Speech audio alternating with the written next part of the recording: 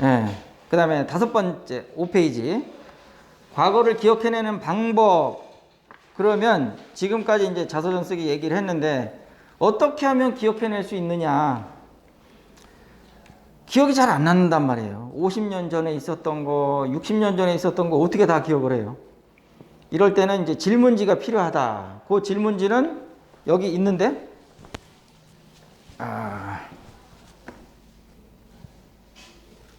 네, 여기 있는데, 요런 질문들이에요. 요거는 제가 수업 시간에 말씀도 드리고, 또 이거 갖고 실습도 하고 하는데, 워낙 양이 많아서요.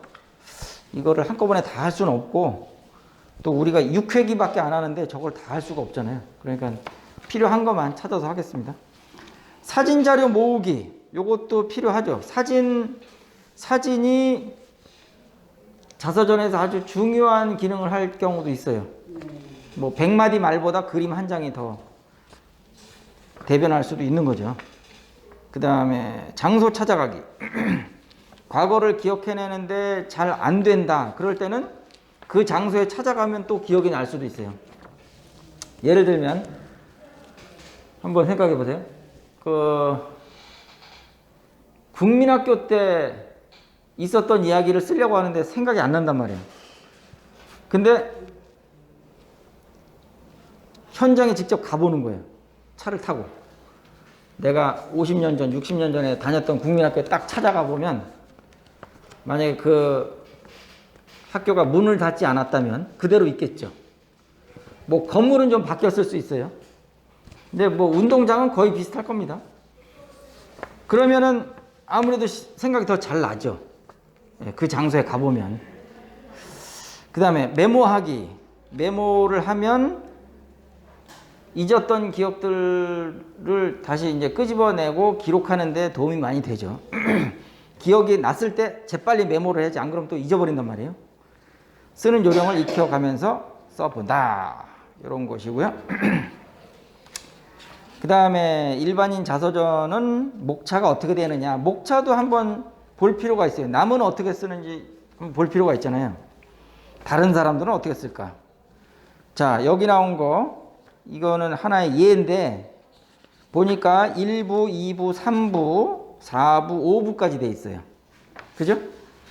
자, 이 책은 제목이 뭐냐면 험난한 골짜기를 뚫고 흐른 강물이라는 제목이고요.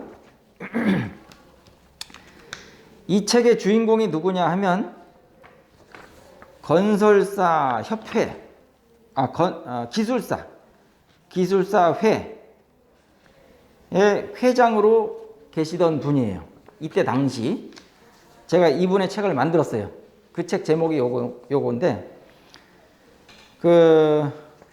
그러면은 이분의 자서전은 어떤 식으로 구성이 되어 있는지 한번 살펴보겠습니다. 그래야지 좀 참고가 되겠죠.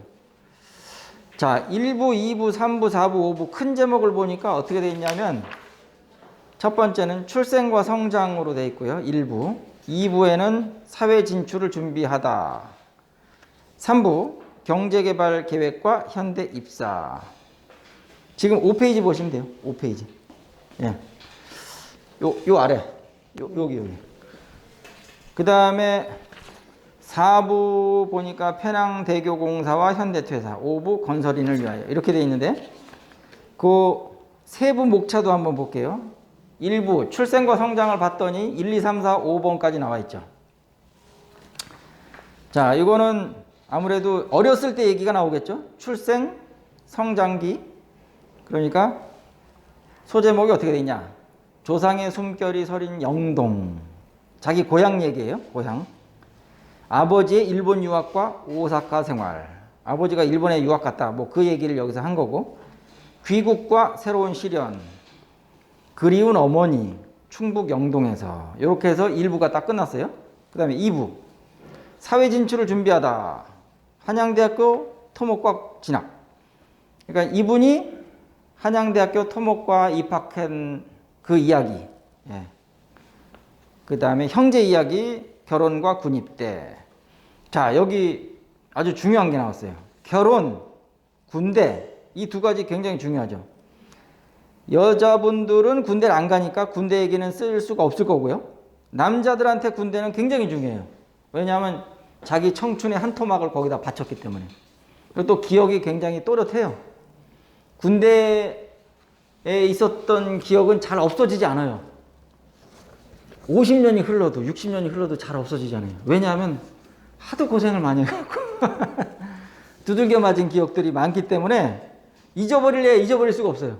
그래서 남자한테는 굉장히 군대에 대한 기억은 중요해요. 그래서 군대 이야기는 대부분 다 나오죠. 안 나올 수가 없어요. 결혼 얘기 중요하죠. 이거보다 더 중요한 게 어디 있어요. 그 사람으로 인해서 나의 인생의 방향이 딱 결정이 됐는데 만약에 다른 사람하고 결혼했으면 인생 방향이 다르게 바뀌었겠죠. 그러니까 중요하죠. 결혼과 군입대에 대해서는 쓰지 않을래 안 할 수가 없어요. 이건 꼭 써야 되는 거예요. 그 다음 3부 경제개발 계획과 현대 입사. 이 사람은 현대 입사해서 거기서 직장 생활을 했던 사람이기 때문에 자기 직장에 대한 얘기도 하겠죠. 예. 뭐 가정주부라면 좀 다를 수 있는데 남자 같은 경우에 직장 생활은 굉장히 중요하잖아요. 거기서 나의 한평생을 거의 다 바쳤는데 예를 들면 20년, 30년을 근속했다. 그러면은 와, 내 인생의 반토막 3분의 1 토막이 다 거기서 있었던 건데 그걸 빼놓을 수가 없지 않습니까? 그러니까 직장 얘기도 상당히 중요하게 다룰 필요가 있어요.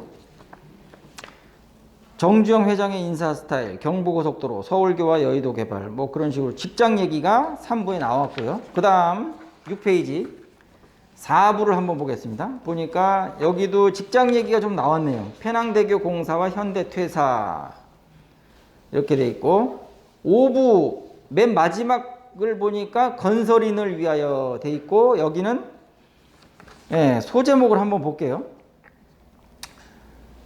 자, 한국건설기술인협회 창립, 감리를 민간으로, 한국기술사 회장 취임, 한양대학교 동문회, 21세기 FTA와 기술인의 미래, 감사와 기쁨, 자녀들의 편지, 덕원군 약사 이렇게 되어 있어요. 자, 요거를 제가 설명을 좀 해드릴게요.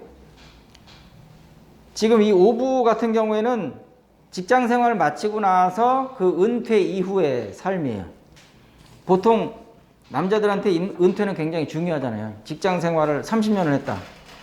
은퇴를 딱 했다. 그러면 이게 생활이 완전히 달라진단 말이에요. 패턴 자체가.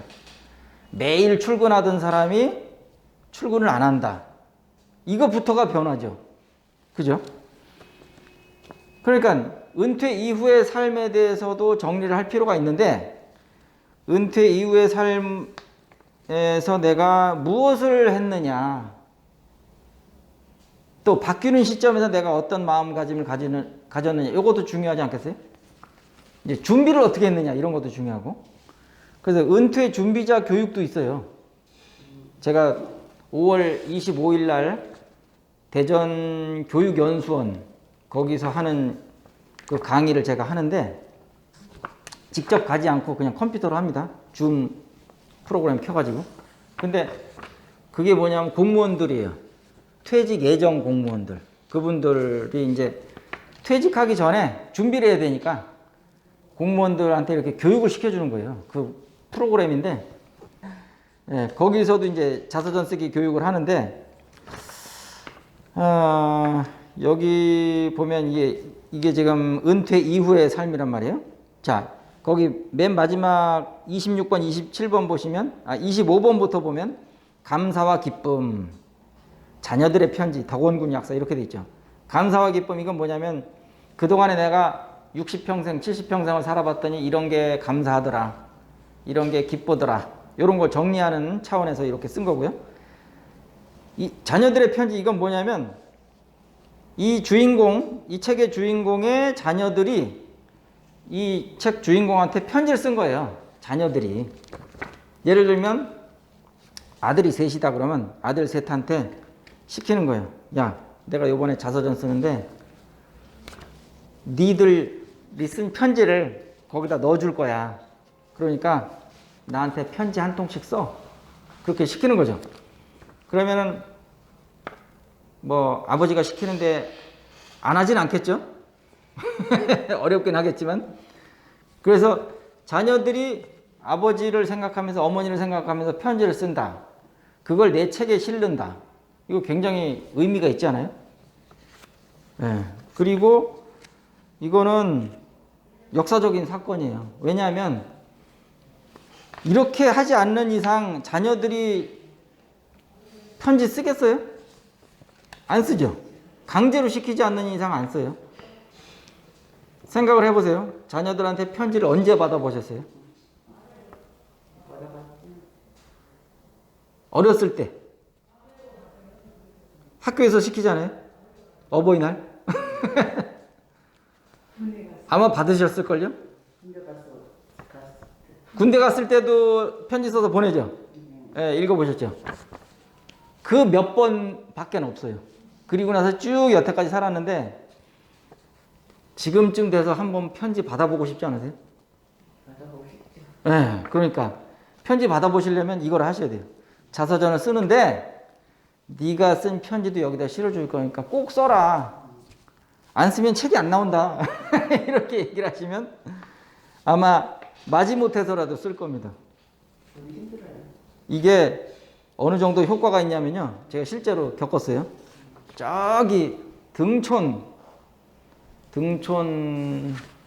7 종합사회복지관이라고 있어요. 거기서 실제로 있었던 일이에요. 거기 제가 한 6번 정도가 강의를 했는데 첫 번째 수업 시간에 제가 숙제를 냈어요. 다음 시간까지 해오십시오. 그러면서 이걸 냈어요. 자녀들한테 편지를 받아오십시오. 그랬는데 아주 놀라운 일이 생겼어요. 대부분 다 안 하셨죠. 숙제를. 근데 부부가 같이 나오시는 분이 있었어요. 사모님하고 같이 나오시는데 그분이 두 번째 시간에 딱 나오시면서 얼굴이 굉장히 밝더라고요. 뭐 좋은 일이 있었던 것 같아요. 얼굴이 밝아. 그래서 저분이 뭐 좋은 일이 있었나? 왜 저렇게 웃고 계시지? 그랬는데 수업 시간에 이렇게 이야기를 나누다 보니까 알게 됐어요. 자기 아들, 딸이 편지를 썼다는 거예요. 자기한테. 그러면서 내가 이 나이에 이런 편지 받아볼 거라고는 생각도 못했다. 그러면서 굉장히 좋아하시더라고요.